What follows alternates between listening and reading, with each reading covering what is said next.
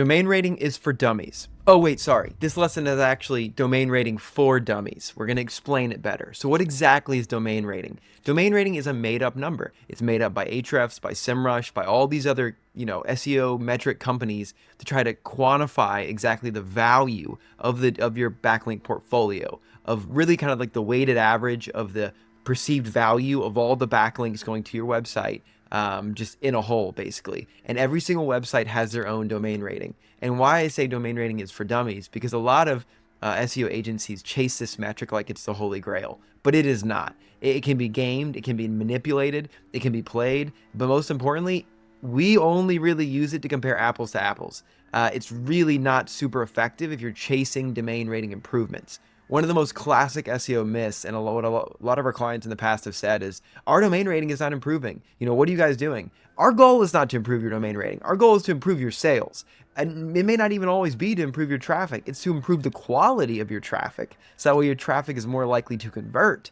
And yes, so by theory, if our math equation is SEO equals backlinks times or plus content, then it gets us there.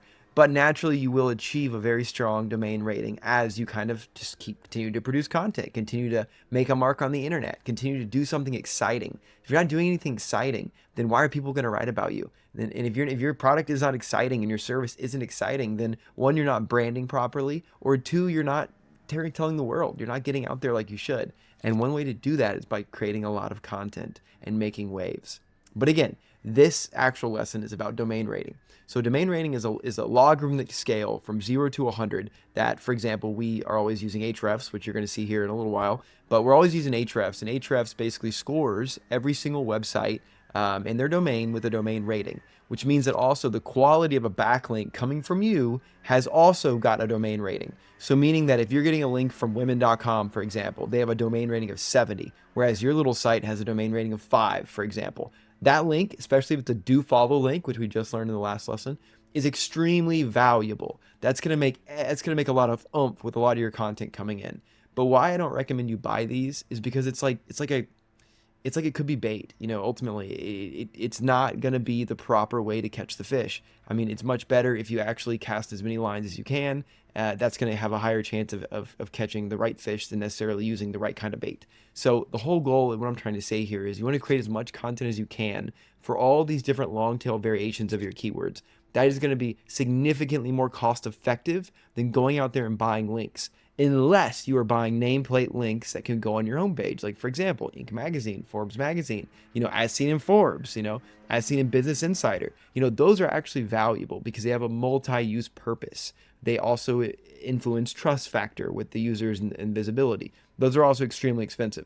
There's definitely a correlation between very high cost links and also being high value. But the problem is it drops off very, very quickly. So if you're not spending multiple thousands of dollars on a single link and you're not working directly with the publisher, it is probably not worth your money, and it's probably going to ultimately hurt you more than help you. So anytime, if you ever hear anybody offering you links for less than $500, do not buy it. Stay far away. And if your SEO agency is currently buying you links and you're getting these terrible links and you go to the website and you look at the website and it looks like crap, well, then it is crap, I can assure you.